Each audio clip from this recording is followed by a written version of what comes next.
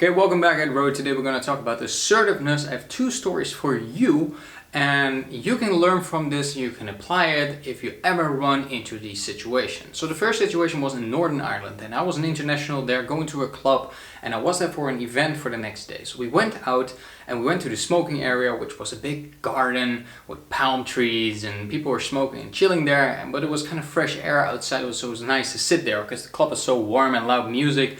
Bass Hunter was that at that time he was playing there. So I sit there and talk to some people being social, and then I met this girl and she was very appealing. She was fun to talk with, and I said, okay, let's go to the dance floor, let's do a dance there, and I kissed her, which is not a big deal. So I brought her back to her friends and then I walked away. So starting to look for my own friends, and I said, I met a pretty girl, it was kind of fun, but I think I'm gonna pick her up now. So I went back to the smoking area, and at that point, then something happened. Somebody was screaming at me, him! And I was like, okay, what is this? This guy is super aggressive, and I looked actually behind me, does he mean me? And then one actually of the friends told me, I kissed his girlfriend when I went with her to the dance floor, which I didn't know at all. But he thought I made a mistake, and this is where you can learn something, because it was my mistake in his eyes. I didn't know what I was doing wrong, so what I did in this situation, I can do two things. He came aggressive towards me with his friends, so 4 other friends against me, which is 5 against 1, which is a pretty tough fight to win. So you're not gonna win this all the time. Most of the time you won't. And actually I said, guys, I mean no harm, so I'll just go. Have a nice evening and just talk to your girl. I'm leaving this because I don't want to be part of this. It's not my mistake. I'm out of here. So it's being more of a passive assertive situation. So I don't go aggressive into this because I understand from his perspective that he's mad, but he's not particularly mad at me. He's just mad at his girlfriend when on cheating, but he can't hit her, so that's no option. The second situation was in Amsterdam. So we went out again and I walked there. Actually, nothing was going on. It was 2 a.m. in the morning. We walked there and somebody pulls my bun.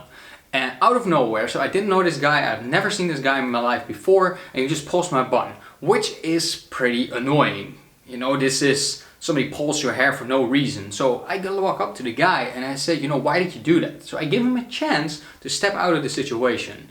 And then he says something, and this is very interesting.